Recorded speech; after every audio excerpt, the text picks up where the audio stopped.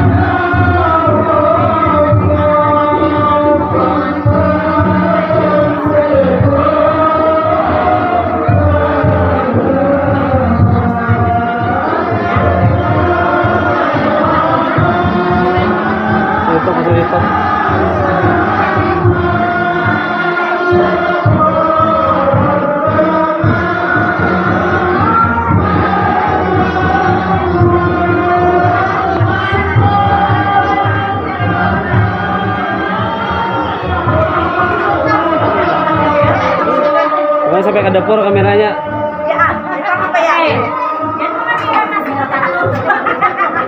Bapak nasi kara ketahuan.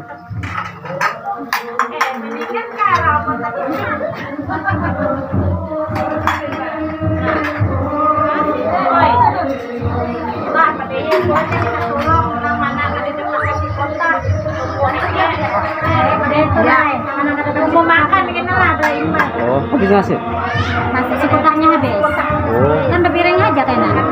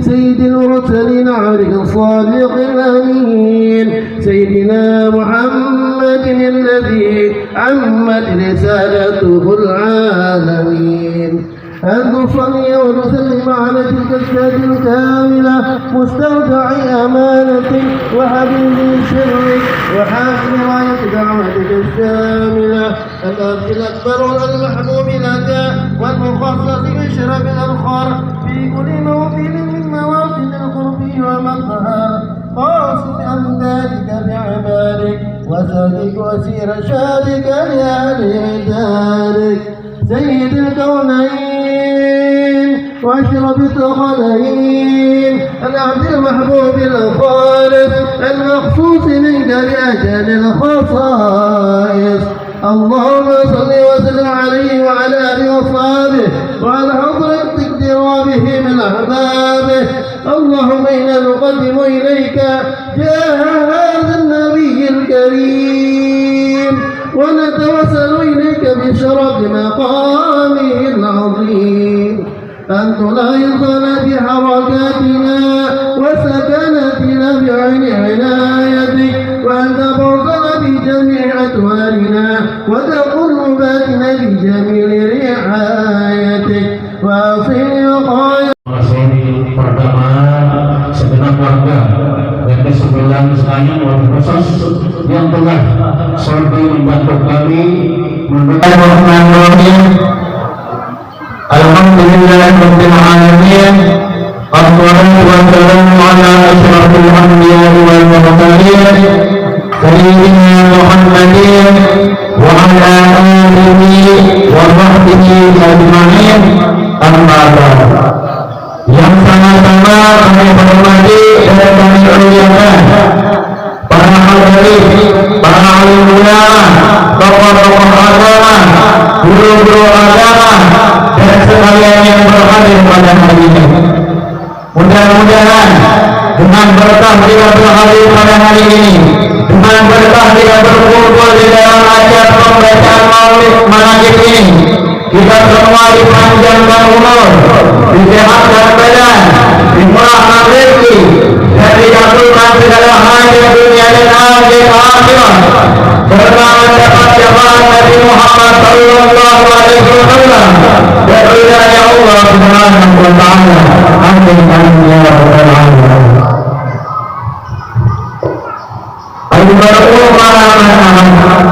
Seseorang itu akan bersama orang yang dicintainya di dalam surga. Seseorang itu akan bersama orang yang dicintainya nanti di akhirat. Jadi sebenarnya kita ini mencintai para guru-guru kita, mencintai para orang-orang yang soleh, mencintai aulianya Allah. Terus disuruh lagi kita mencintai Profesor Salman Al-Madani. Dan cara kita mencintai beliau, cara kita mencintai guru-guru kita, mencintai para alim ulama, itu tidak dengan hanya kata-kata. Kita kadang Allah berbandir cinta aja tanpa melakukan sesuatu. Apa bukti kita mencintai Salman Al-Madani? Apa buktinya? Yaitu mengadakan manaqib Salman Al-Madani apabila mampu. Jadi kalau kalian mampu, jangan dipaksakan misalnya berlintangan di tengah jalan, jangan. Salman Al-Madani itu beliau rela menghabiskan uang beliau untuk kepentingan agama, untuk sesuatu yang berfaedah. Beliau tidak ingin bahasa kita itu singkir kadang-kadang kita ini mengadakan manaqib sendiri dengan duit hasil permintaan, dengan duit hasil permintaan sendiri kadang-kadang. Jadi kalau kalian mampu jangan dipaksakan, tapi bagi yang mampu laksanakan. Untuk yang tidak mampu, kayak apa cara kita memberikan cinta kita?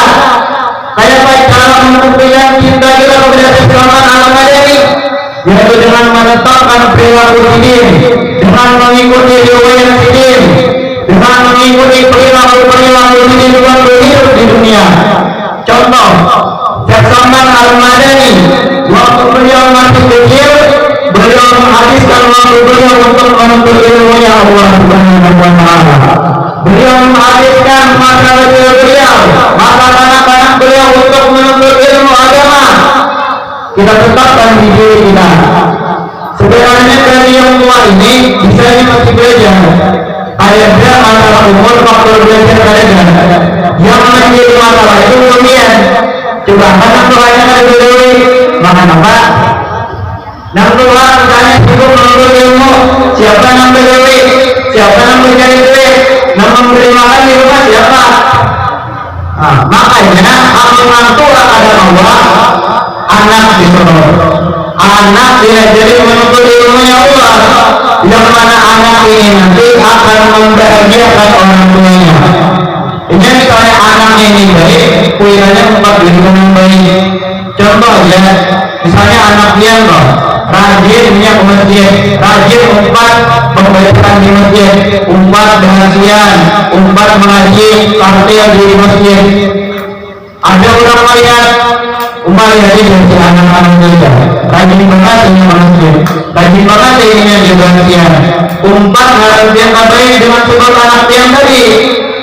Dan kayak itu anak-anak yang buruk, anak-anak yang main ini jadi misalnya dulunya dia malam berkali-kali aja bahkan sampai ada makhluk-makhlukan mau sudah menjadi malampian pasti tempat juga.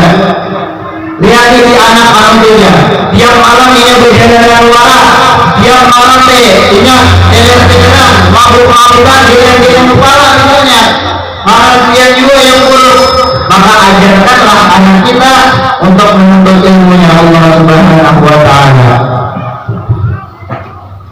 Al-Fatih Hurairah radhiyallahu anhu Rasulullah sallallahu alaihi wasallam berkata, "Idza mata al-rasul in qata amalu illa salata illa min sadaqatin jariyah aw min ilmin yanfa'u bihi aw waladin sholihin yad'ulah. Apabila mati seorang manusia, apabila mati maka semua amalnya terputus. Tidak ada lagi pahala yang bisa berjalan, semuanya terputus kecuali 3 hal. Yang pertama adalah sedekah jariyah. Apa itu sedekah jariyah? Sedekah jariyah adalah kita bersedekah ke tempat yang mana di tempat itu terus menerus menghasilkan ibadah kepada Allah, terus menerus beribadah kepada Allah, atau sesuatu yang menghasilkan pahala. Contoh, pian menyumbang ke masjid, jangan berbanyak-banyak dulu. Pian misalnya menyumbang dari 50 ya, disumbangkan ke masjid, 40 itu dipakai untuk memakul masjid misalnya. Itu selama masjid itu masih dipakai, selama masjid itu masih berjalan, pian terus menerus mendapat pahala. Bahkan ketika pian mati tetap mendapat pahala. Itu hanya sedikit paku. Belum lagi misalnya pian menyumbang duit, menyumbang 100, bahkan menyumbangkan tanah milik pian bagi pembangunan masjid misalnya, apakah lagi besar pahalanya. Dan contoh lagi kita di sini ada di masjid jika 70.000. Kayak caranya ketika kita mendapat kelebihan pahala, kita mendapat kelebihan sesuatu yang lebih dengan cara kita menyumbangkan buku indeks ataupun buku harian misalnya. Selama buku itu masih dipakai untuk dibaca, selama masih diamalkan, dia tetap mendapat pahalanya juga. Walaupun dia sempat membaca misalnya. Misalnya lagi di sini ada lagi majelis Qur'an al-Ihsan, majelis Maulid al-Ihsan, majelis Maulid al-Ihsan. Pian tumbang misalnya ke sini buku Maulid, buku-buku Maulid. Misalnya ada lebih kenal lagi, misalnya pian tumbang Al-Quran, pian tumbang beras, pian tumbang berbuka misalnya. Maka selama alat itu masih dipakai, pahala pian akan terus-menerus mengalir dunia. Itu yang dinamakan dengan sedekah jariyah. Yang kedua adalah ilmu yang bermanfaat dengannya. Bagaimana ilmu ini bermanfaat? Inilah keutamaan seorang guru. Guru mengajarkan yang mana ilmu diajarkan tadi akan terus-menerus diajarkan. Selama ilmu itu terus-menerus mengalir, terus-menerus diajarkan, maka guru tersebut akan terus-menerus mendapat pahala. Jangan begini doang, mengajari cukup mengajari Iqra misalnya, jangan berpaksaan.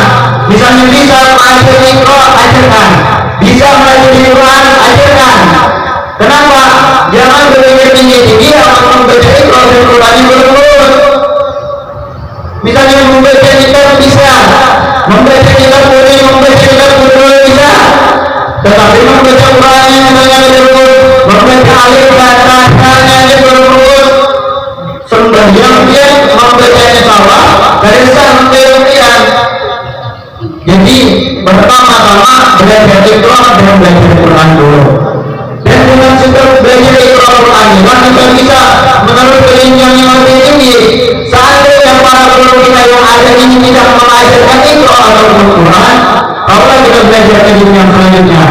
Kayak apa cara kita membaca kitab, misalnya kita tidak tahu alif-alifan. Kayak apa kita akan beramalan dan kita tidak bisa membaca Al-Quran. Kalau tahu di huruf beda caranya, kata Allah. Makanya jangan pernah merendahkan guru yang mengajari Iqra atau Al-Quran.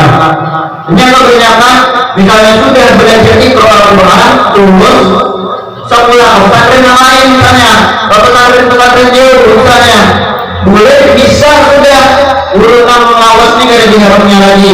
Ini nampak salah. Ini nampak salah. Amun urutan aja kada diharapnya lagi. Insya Allah ilmu ini belajar selama belajar jauh tadi kada berkah. Karena ini tidak berkhidmat kepada gurunya, tidak menghormati kepada gurunya yang di bawah tadi. Langsung misalnya menghormati guru yang tinggi. Jangan.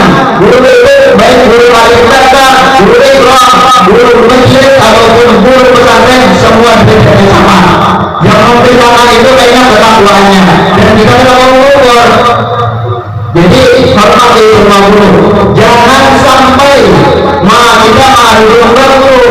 Jangan sampai kita merendahkan guru yang lain demi guru yang ini. Jangan sampai. Jadi semua guru itu rata sama dihormati. Jangan pernah merendahkan satu guru untuk meninggikan guru yang lain. Dan yang ketiga adalah anak yang soleh, yang mana anak ini akan mendoakan kita ketika kita meninggal. Kayak Pak anaknya sekira mau memberitakan kita, sekira mau mengajian kita. Inilah sebabnya kita disuruh mengajarkan anak kita untuk menuntut ilmunya Allah Subhanahu wa Ta'ala. Bagaimana anak kita akan mengajian kita ketika kita meninggal? Kayak Pak anak mengajian Yasin, kayak Pak anak mengajian saudara, kayak Pak anak mengajian Al-Quran, namun tidak bisa mengaji.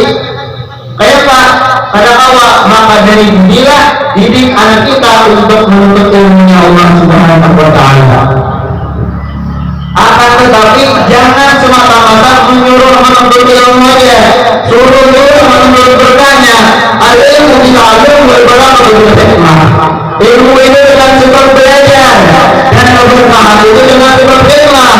Berapa banyak orang yang berilmu, berapa banyak orang yang sekolah ke sana ke sini mencari ilmu, muridnya kan tidak apa-apa. Muridnya misalnya masih sudah suara, karena menghasilkan apa-apa, itu bukan salah pesantrennya, itu bukan salah gurunya yang mengajar, itu salah pian dan salah anak pian karena ada berhikmah kepada gurunya. Ilmu tanpa berkah itu tidak akan menghasilkan apa-apa, dan berkah tanpa ilmu itu baru mungkin. Jadi apa? Harus ada ilmu dan harus ada berkah.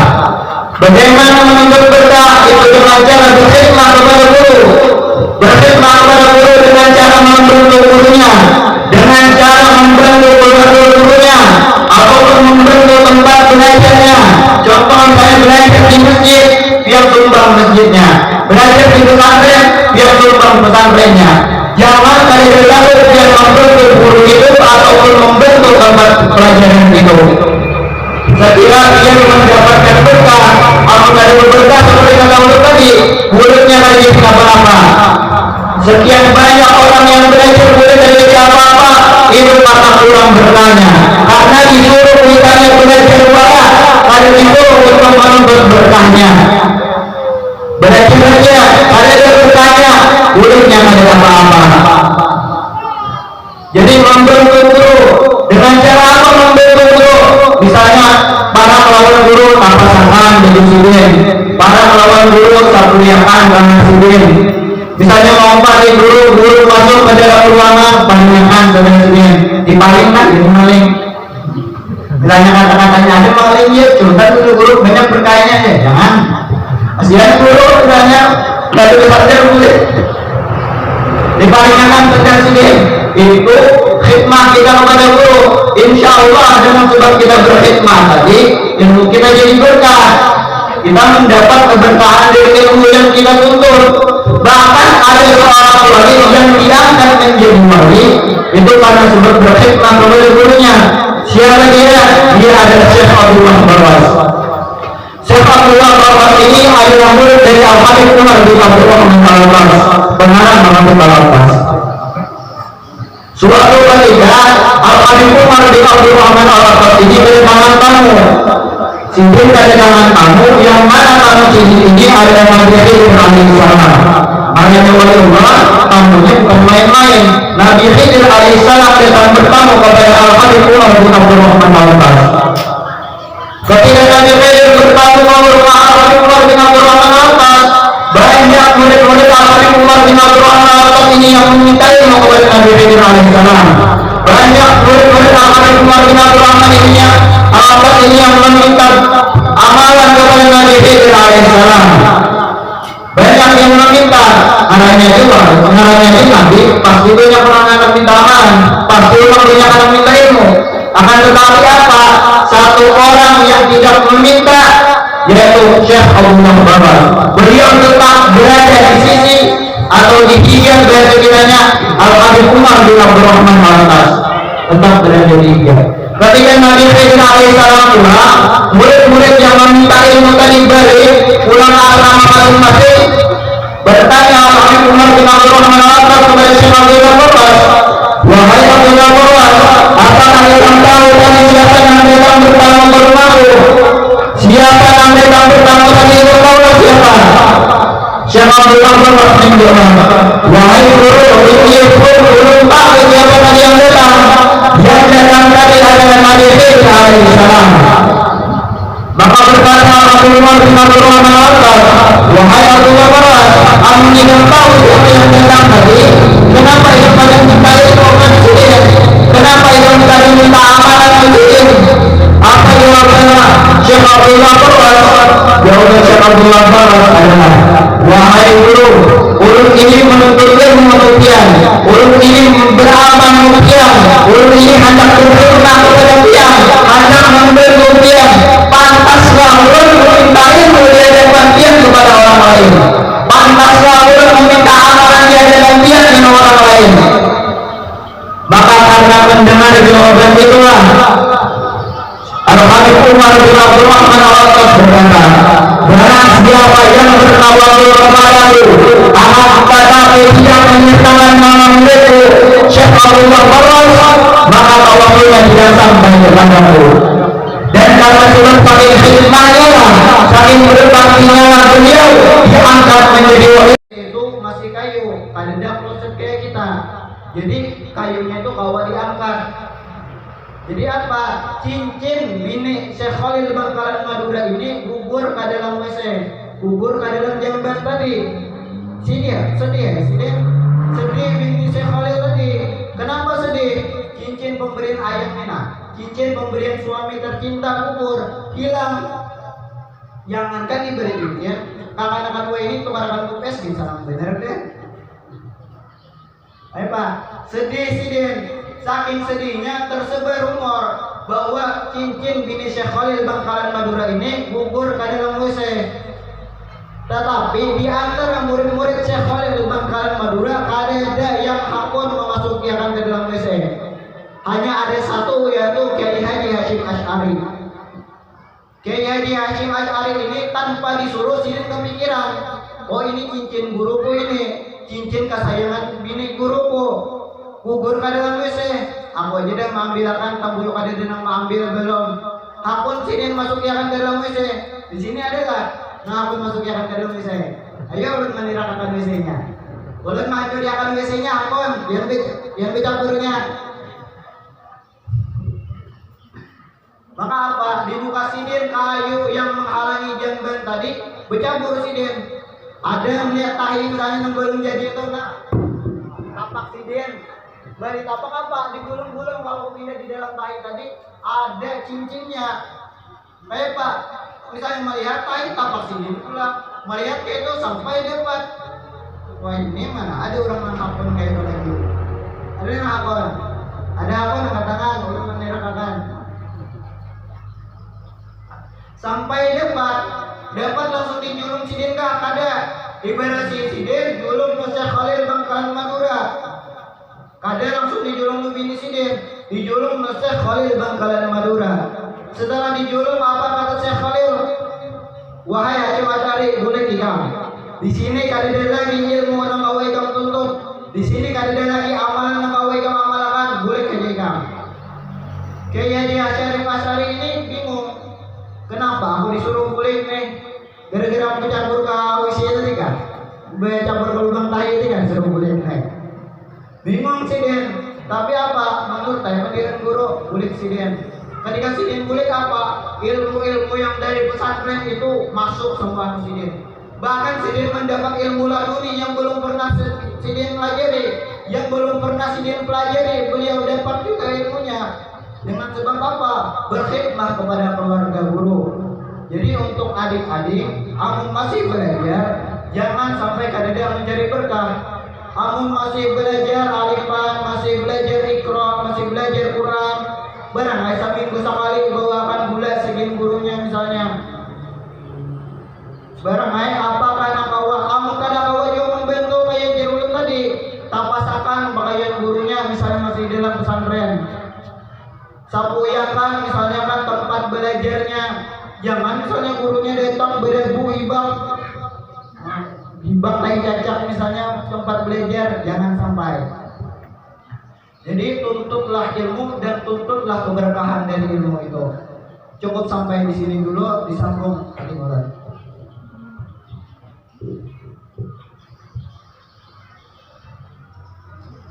Bismillahirrahmanirrahim. Assalamualaikum warahmatullahi wabarakatuh. Jadi ulun ada pesan gasan ading-ading ulun ataupun seumuran lawan ulun. Jangan sampai pian durhaka lawan kuitan. Jangan sampai maulah kuitan sakit hati. Jangan sampai maulah kuitan menangis. Kenapa? Karena ridha Allah itu terletak di dalam kedua orang tua, dan murka Allah terletak kepada kedua orang tua. Apabila orang tua kita ridha, maka insya Allah Allah Ta'ala itu ridha dalam kita.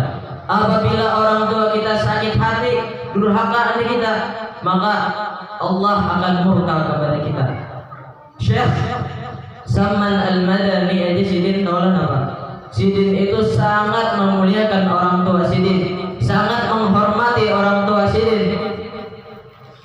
Misalnya nih dengan ataupun seumur ulun, biar disuruh membaca amalan habis maghrib, baca amalan Al-Waqiah habis maghrib, dibaca, diamalkan.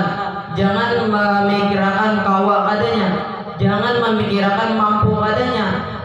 Kenapa? Karena kita itu menuruti dulu. Yang penting kita menuruti pandiran kuitan kita. Kadang mungkin kuitan kita ini hendak kita menjadi anak yang durhaka, hendak menjadi anak nang kada bermanfaat. Kadang mungkin pasti orang tua kita ini hendak anaknya itu bermanfaat kesan orang alim. Anaknya hendak. Ulun ada sedikit kisah ulun dan kakak ulun. Jadi ulun ini mulai kelas 3 SD itu sudah disuruh belajar ilmu nahu, ilmu fikih. Contoh ilmu nahu apa? Tasrifan, jurmiyah, mutamimah, qatar nida. Ilmu fikih salah satunya yaitu tangga ibadah, salah sitin, bejuri, fathul mu'in. Itu hanya kitab, belum lagi amaliyah, tariqah. Contoh amaliyah ulun pernah disuruh satu hari 100 kali membaca Waqiah, Tabarak, Isim Ashraf, Hikam, bahkan Hijib Al-Mughni. Bahkan ulun ini disuruh membaca Dalailul Khairat. Dalailul Khairat itu berhalaman 212 halaman ataupun 106 lembar. Dan di dalam Dalailul Khairat 106 lembar itu sama dengan kurang lebih 10.000 salawat. Itu membaca dalail, belum lagi burdahnya. Awal-awal ulun ini belajar ataupun ma'amaliyah itu berat. Kenapa? Terbebani merasa. Ketika itu kawanan ulun rame bangalayangan, rame main kaligir, rame. Sedangkan ulun apa? Dididik mulai dari dini, saya kira belajar ilmu agama. Awal-awal merasa berat, awal-awal merasa terbebani. Terus menerus belajar, terus menerus amaliyah, akhirnya hilang rasa itu. Hilang rasa beban, hilang. Dan disitulah timbul keikhlasan. Dan adapun ulun juga bersyukur benar lawan kuitan ulun mendidik ulun mulai dari dini, Kenapa? Karena kawanan ulun yang kada dididik lawan orang tuanya itu wah ini main kandraan, mabuk-mabukan, bahkan sampai ada yang bisa membunuh orang. Nauzubillah min dzalik. Makanya jaga ulun tadi, didik anak kita, didik anak pian itu sekira menjadi alim, sekira menjadi bermanfaat lawan orang. Jadi cukup sampai di sini yang bisa ulun sampaikan. Sebutin lagi. Dan juga pian buai, misalnya hendak anak pian itu alim, hendak anak pian itu sekira bermanfaat lawan orang. Kayak apa? Jaga pemakan. Kullu lahmin nabata min zuhtin fannaru aula bih. Setiap sesuatu yang dimakan yang menjadi darah daging daripada sesuatu yang haram, maka api neraka wajib memakannya.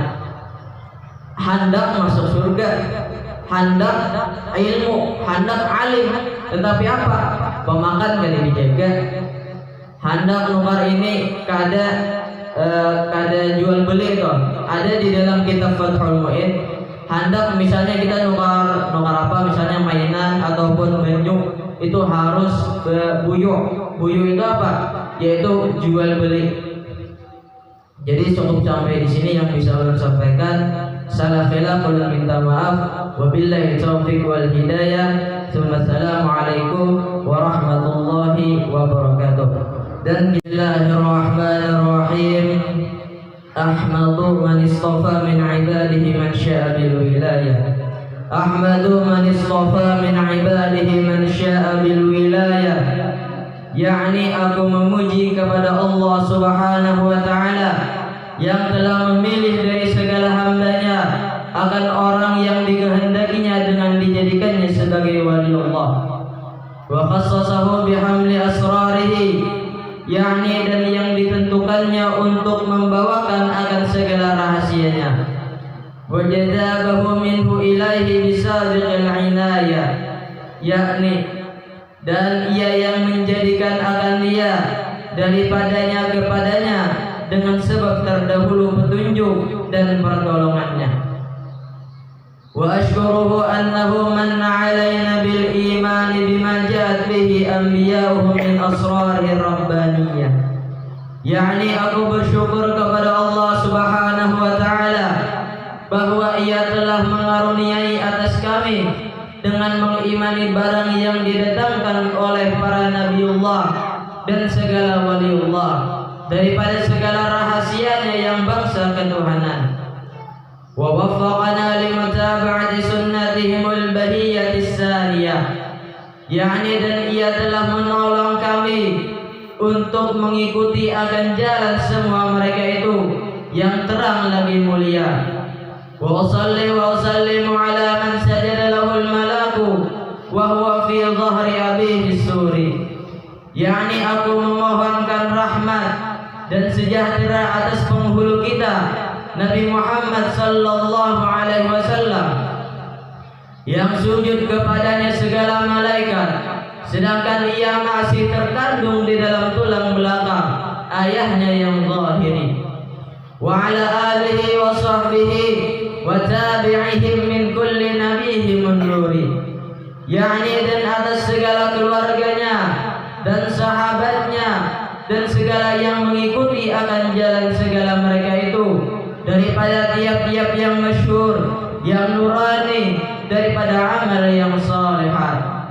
Wa ba'dahu, kemudian daripada ini maka berkatalah Syekh Siddiq Al-Madani Khalifah Sayyid Syekh Muhammad Salman radhiyallahu anhu, hai segala saudaraku, manakala aku dengar dan aku lihat akan riwayat guruku daripada hadis Nabi Muhammad sallallahu alaihi wasallam, bermula membaca manaqib auliya Allah itu diturunkan oleh Allah beberapa rahmat atas orang yang membaca dan orang yang hadir mendengarkannya, serta diiktikadkannya dengan yakin hatinya.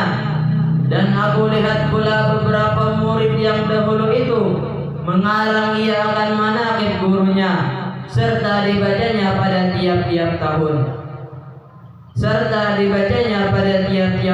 sekali, yaitu pada hari ketika wafatnya, serta membaca Quran dan tahlil dan bersedekah mana sekuasanya. Tetapi hendaklah bersama dengan orang banyak. Maka tatkala aku dengar yang demikian itu, yakni riwayat yang tersebut itu, maka sukalah hatiku mengerjakan seperti yang demikian itu atas sekadar pahamku yang bebal ini, serta aku himpunkan akan setengah karamah guruku yaitu Sayyid Syekh Muhammad Salman radhiyallahu anhu, ahli syariah wal tariqah wal haqiqah, yakni kutub di dalam negeri Madinatul Rasul. Barang siapa berkehendak ziarah akan kubur Rasulullah sallallahu alaihi wasallam padahal tiada minta izin kepadanya, niscaya adalah ziarahnya itu sia-sia jikalau sah pada zahirnya sekalipun. Dan adalah tabiatnya radhiyallahu anhu itu kasih sayang ia kepada orang yang talibul ilmi dan kepada orang yang alim-alim dan orang yang saleh-saleh dan kepada segala orang-orang fakir dan miskin. Dan lagi pula suka ia berkhidmah kepada segala orang yang datang ziarah ke kubur Rasulullah sallallahu alaihi wasallam, daripada orang yang alim-alim dan orang yang saleh-saleh dan daripada segala orang yang awam dan khawas. Dan adalah tabiatnya radhiyallahu anhu itu ketika masa kecilnya hingga sampai had mursyidnya, dan lagi pula ia sangat memuliakan akan ibu bapaknya, lagi pula mengekalkan musyahadatul wujud dan muraqabah dan ibadah hingga ia meninggalkan daripada adat dan melawani ia akan hawa nafsunya hingga daripada yang halal sekalipun. Dan tiadalah tidur ia pada ketika malam hari melainkan sedikit jua atasnya. Dan apabila ia diberi bantal oleh orang tuanya ketika ia hendak tidur, maka keluh kesahlah ia seperti orang sakit. Dan apabila dekat sahur, maka ia bangun daripada tidurnya, lalu ia ratib sahur, kemudian daripada itu lalu ia sembahyang subuh berjamaah dengan orang banyak, lalu pula ia ratib subuh hingga terbit matahari.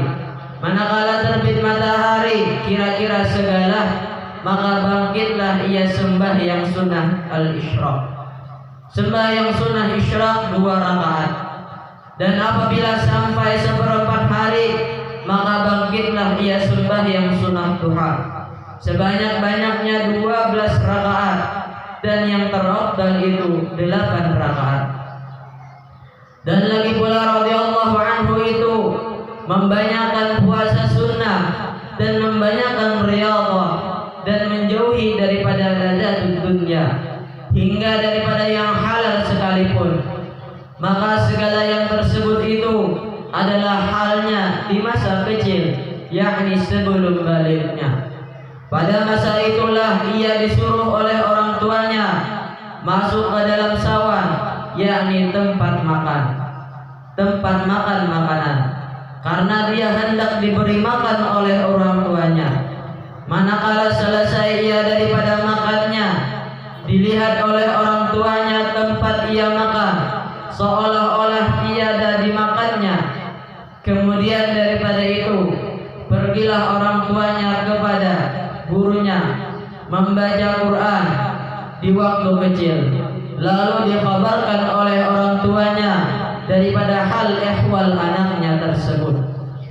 Maka dijawab oleh gurunya, janganlah engkau takut akan anakmu itu, tiada syak dan ragu-ragu lagi bahwasanya ia adalah waliullah, dan tiada khilaf lagi antara segala ulama.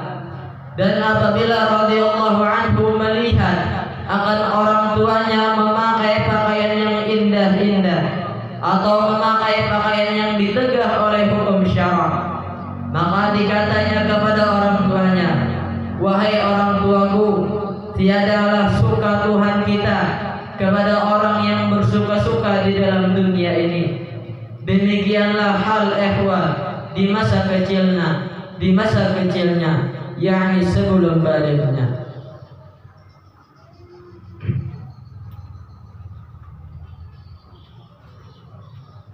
Maka ini adalah sebahagian dari karamah Tuan Syekh Muhammad Salman ketika lagi hidupnya, supaya suka orang mendengar hikayah karamatnya. Dan jikalau engkau hendak mengetahui akan karamah Tuan Syekh Muhammad Salman setelah wafatnya itu, semua tersebut di dalam kitab Manaqibul Kubra.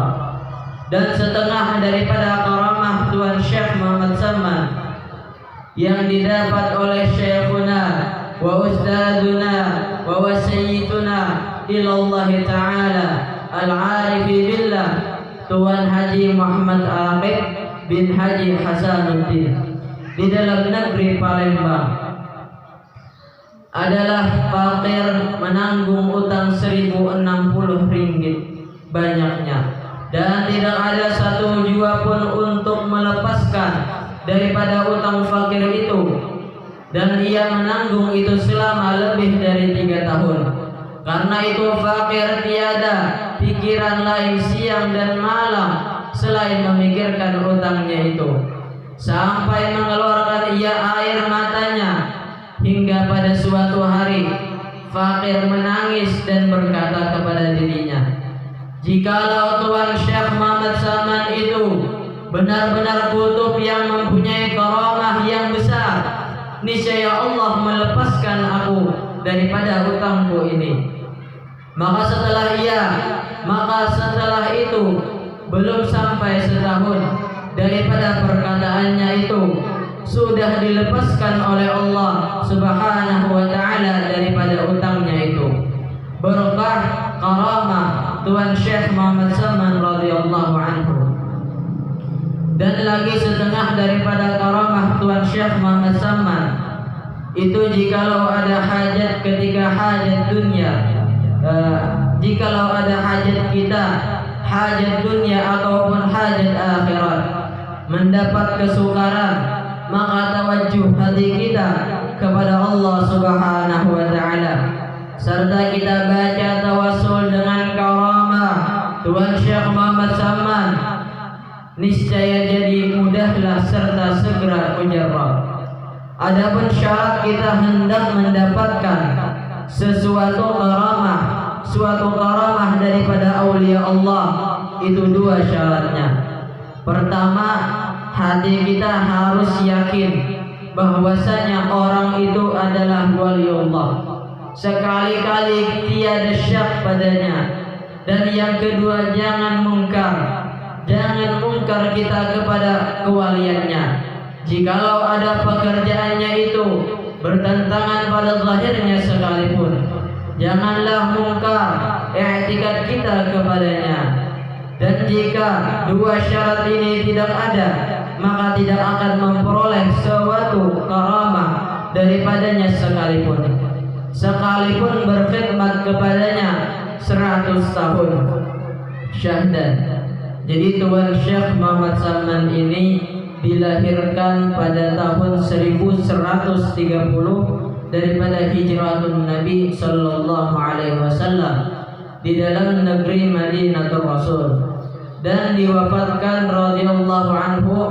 Wafat Syekh Muhammad Salman Al-Madani ini pada tahun 1189 dari hijrah Nabi sallallahu alaihi wasallam, hari Arba' 2 Dzulhijjah Al-Mubarakah.